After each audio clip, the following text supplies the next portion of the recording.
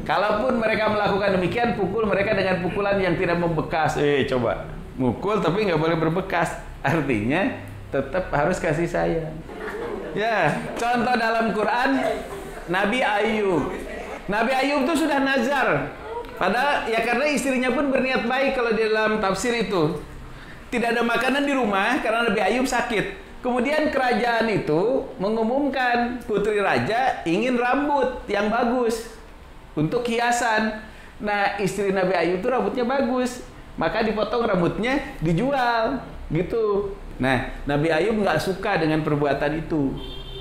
Maka Nabi Ayub alaihissalam berjanji, kalau bahasa kita mah mentang-mentang saya lagi sakit, nggak bisa apa-apa melakukan tindakan sendiri tanpa izin. Kalau saya sudah sembuh nih, saya pukul kamu dengan 100 kali cambukan. Ternyata betul sembuh. Nah, ini bagaimana melaksanakan nazarnya? Dipukul dengan 100 kali cambukan kan? Sakit kan? Kemudian Allah memberikan solusi. Nah, itu lidinya dibikin 100 aja, dipukulnya sekali. Kan nggak sakit. Daripada satu, jepret, 100 kali. Ini 100 dipukulkan sekali. Nggak sakit. Ini yang disebut dengan pukulan yang dorban gairo mubarrihin. Pukulan yang tidak menyakitkan. Itu kata Rasul, kamu pun lagi marah karena cemburu, pukulannya harus kayak begini. Apalagi ketika tidak cemburu. Ada satu pepatah dalam bahasa Inggris, if you need violence to enforce your ideas are worthless. Kalau kamu memerlukan kekerasan untuk memaksakan pendapatmu, maka pendapatmu menjadi tidak berharga. Iya. Nyuruh sholat sambil marah misalnya. Akhirnya kemuliaan sholat itu menjadi tidak berharga di mata anak. Mengapa? Karena anak sholat hanya karena takut oleh ibu bapaknya. Jadi tetap anak itu kalau disuruh sholat, untuk dia berterima kasih, ajari dia berterima kasih. If you need violence to enforce your ideas are worthless. Kalau kamu memerlukan kekerasan untuk memaksakan pendapat, akhirnya pendapatmu menjadi tidak berharga. Nah, suami akhirnya menjadi tidak dihargai kalau melakukan kekerasan pada istri. Mengapa? Karena istri merasa tidak dicintai. Tanggal 25 November menjadi hari anti kekerasan terhadap perempuan sedunia. Itu 25 apa? November. Tapi bagi kita harusnya setiap hari, karena kita ingat Rasulullah tidak pernah memukul pembantu maupun istrinya. Rasulullah hanya memukul ketika sedang jihad fi sabilillah.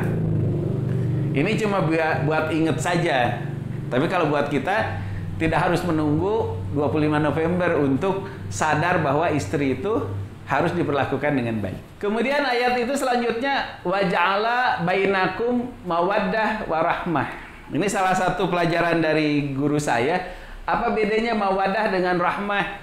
Tentu banyak kalau di dalam tafsir, tapi biar mudah. Kalau mawaddah itu katanya cinta biologis.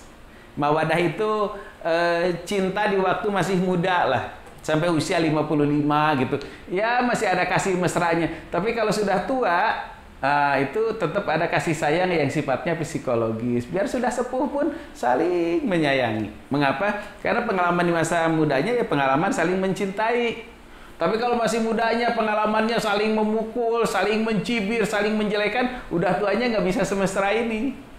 Karena lihat suaminya itu yang suka mukul saya dulu. Lihat istrinya itu yang suka jelek-jelekin saya dulu. Jadi setelah tua itu jadi udah kehilangan rasa hormat. Mengapa? Pengalaman jelek seumur hidup. Gitu kan? Jadi kalau ketika muda itu mawadahnya itu ditumbuhkan, makin tua itu makin sayang. Nah, kemudian di sini ada ayat di ujungnya nih, surat Ar-Rum ayat 21, inna fi dzalika laayatil liqaumi yatafakkarun. Inna fi dzalika, sesungguhnya pada hal ini, apa itu dzalikanya? Pernikahan. Karena di sebelumnya menyebutkan pernikahan. Ayat Allah, wa min ayatihi an khalaqalakum min anfusikum azwaja. Nah, pada ayat Allah yang namanya pernikahan itu, la ayatil liqaumi yatafakkarun, itu jadi ayat bagi kaum yang berpikir. Kenapa sih pakai kaum yang berpikir ketika membahas tentang ayat yang namanya pernikahan? Mengapa harus pakai kaum yang berpikir? Ada yang mengatakan pernikahan itu harus dipersegar terus-menerus secara cerdas. Pernikahan itu harus dipersegar. Sebab kalau tidak dipersegar terus-menerus akan jadi kebiasaan dan perbudakan saja. Rumus keluarga yang sakinah mawaddah warahmah itu, baik suami atau istri, cintanya itu jangan hanya sekali. Harus jatuh cinta lagi, harus cinta lagi, harus jatuh cinta lagi, tapi pada orang yang sama.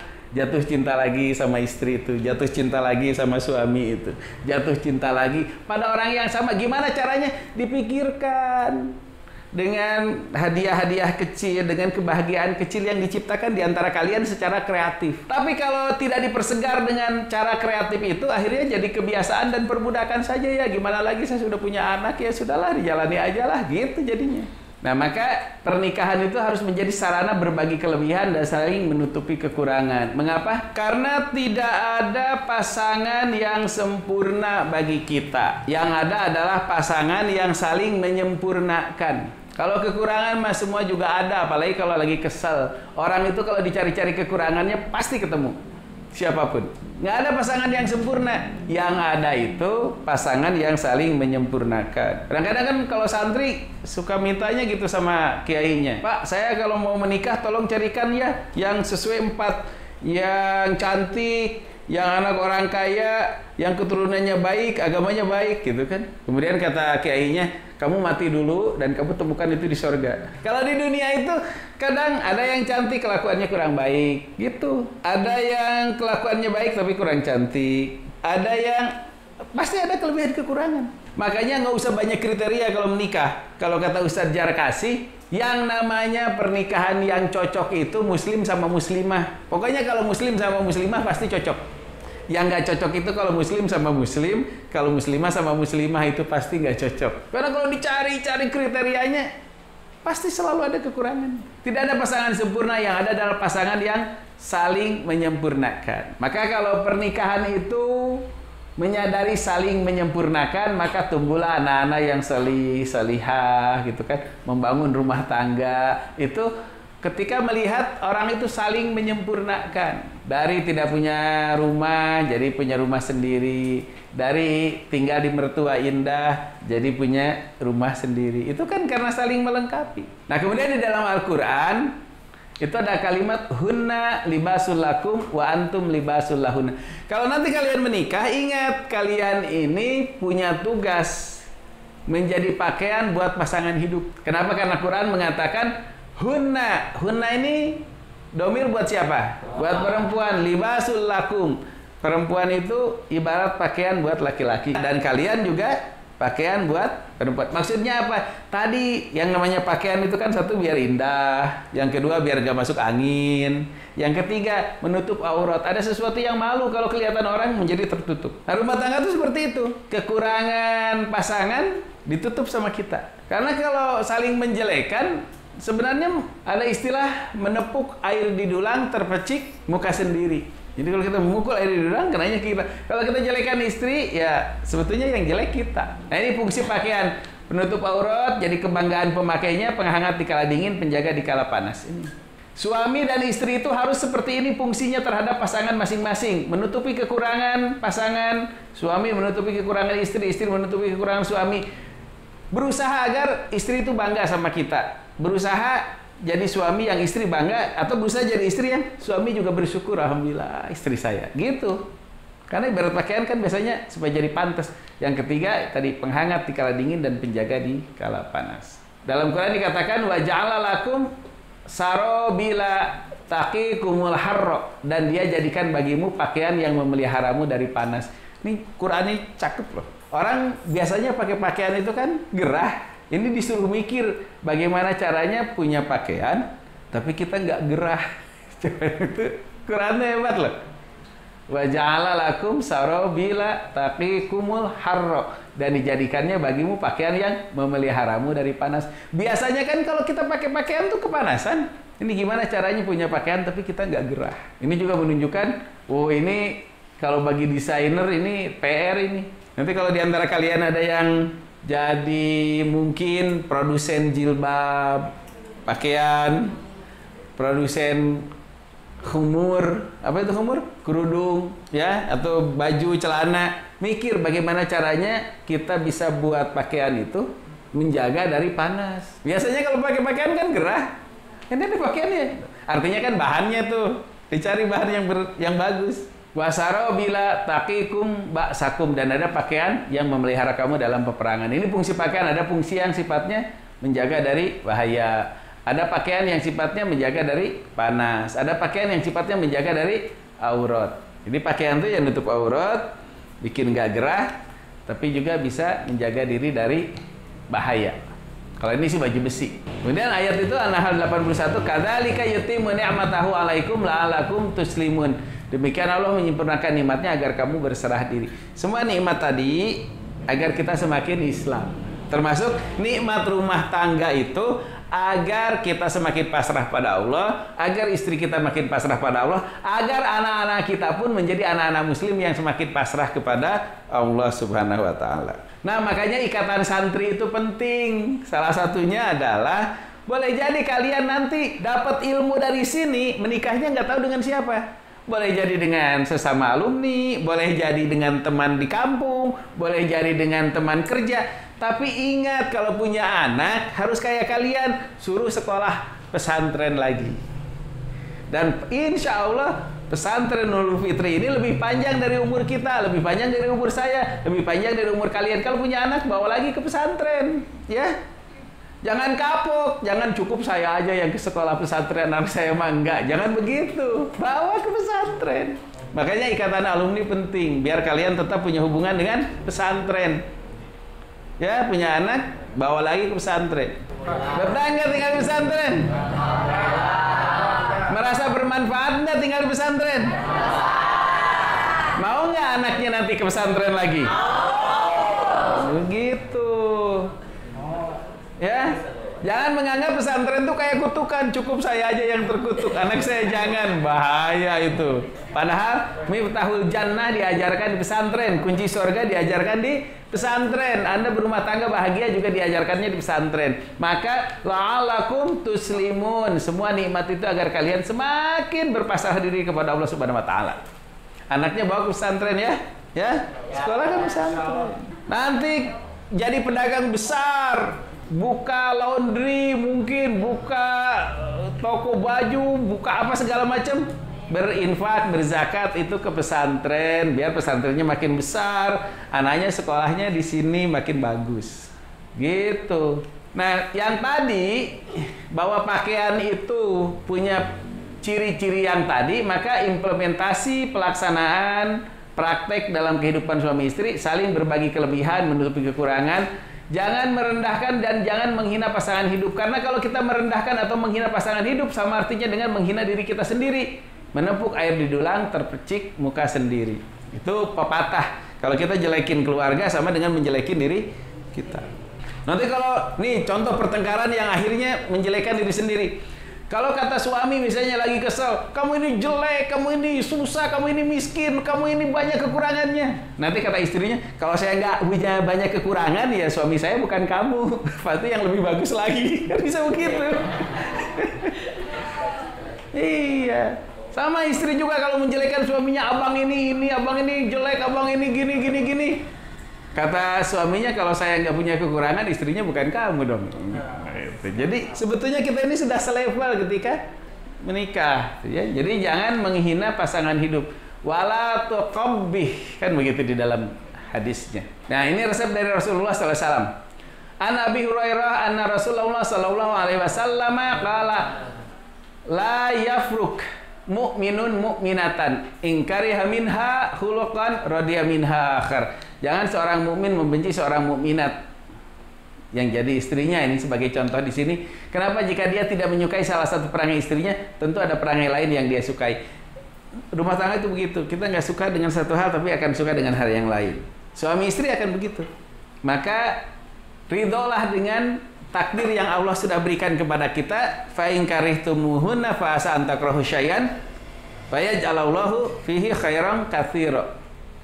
Kalaupun kita ada yang tidak disukai, bersabarlah, insya Allah Allah akan ganti dengan kebaikan yang lebih banyak. Istri tidak suka pada suami, ketika sabar, insya Allah diganti dengan berkah yang lebih banyak. Suami sabar dengan kekurangan istri, insya Allah akan banyak kebaikan dalam rumah tangga yang kita sabari itu. Saya pernah ketemu dengan seorang pengusaha sukses. Ditanya, apa sih resepnya jadi pengusaha sukses? Salah satu jawaban yang membuat saya kagum, saya sabar pada istri dan anak-anak. Mungkin dari situlah saya mendapatkan banyak keberhasilan. Saya yakin dengan surah An-Nisa, Kalau kamu tidak suka pada pasangan hidupmu, sabarlah, karena dari situ akan dijadikan kebaikan yang banyak. Saya merasakan mempraktikkan sabar terhadap istri dan anak, saya mendapatkan kebaikan yang banyak. Itu pengusaha sukses. Kemudian tadi fungsi pakaian kedua itu kan bikin bangga orang yang memakainya. Jangan pakai pakaian itu bikin jadi rendah diri. Begitupun usahakanlah jadi suami yang membuat istrinya bersyukur. Alhamdulillah suami saya. Jadikanlah istri yang juga bikin suami jadi bersyukur. Alhamdulillah istri saya. Jadi dia merasa tidak minder. Nah, itu berusaha untuk memperbaiki masing-masing. Ini ada doa. Allahumma inni a'udzubika min jarisu wa min jauzin tushayyibuni qabla al-mishib. Ya Allah, sesungguhnya aku berlindung kepadamu dari tetangga yang jahat dan berlindung dari pasangan yang menjadikanku beruban sebelum waktunya. Jadi uban dini itu bisa karena kekurangan satu hormon, kalau itu takdir. Ada yang sudah masih muda sudah beruban, itu karena yaitu takdir. Tapi ada orang yang kata Rasul beruban sebelum waktunya, itu karena stres. Nah, stres itu bisa istri beruban sebelum waktunya karena suaminya menjengkelkan, bisa suami yang beruban sebelum waktunya karena istrinya menjengkelkan. Itu sampai berlindung. Tapi kalau sudah di atas 50 banyak uban ya wajar. Orang kan aneh, pengen panjang umur tapi nggak mau tua, ya nggak bisa. Ya namanya panjang umur tuh ya tua ya beruban, gitu ya. Nah cuma yang berdoa itu jangan sampai kita ini menjadi penyebab istri beruban dini atau kita menjadi penyebab suami beruban dini. Kemudian wami waladin yakunu alayya robba, dan dari anak keturunan yang akhirnya berkuasa kepadaku. Jadi jangan jadi anak yang akhirnya bikin susah orang tua. Sudah kalian itu diurus waktu kecil, nanti pas orang tua sudah tua, punya cucu, dititipkan lagi ke sama orang tua. Sudah waktunya istirahat, jadi ngurus anak lagi, anakmu. Anak itu jangan dititipin di kakek nenek, anak itu titipin di pesantren. Udah, bayarin saja pembiayaannya, jadi hafiz Quran, jadi paham hadis. Jangan dititipin sama orang tua, titipin di pesantren. Ya. Yang ketiga ya, saling memelihara. Pernikahan itu perlu nutrisi, perlu vitamin. Di antara vitamin pernikahan adalah cinta yang diperbaharui terus-menerus, memberikan perhatian, pengertian, penghargaan, memuji, menerima pasangan hidup apa adanya dan memberikan kepercayaan. Karena cinta yang sebenarnya bermula setelah menikah. Jadi cinta yang sebenarnya itu setelah menikah.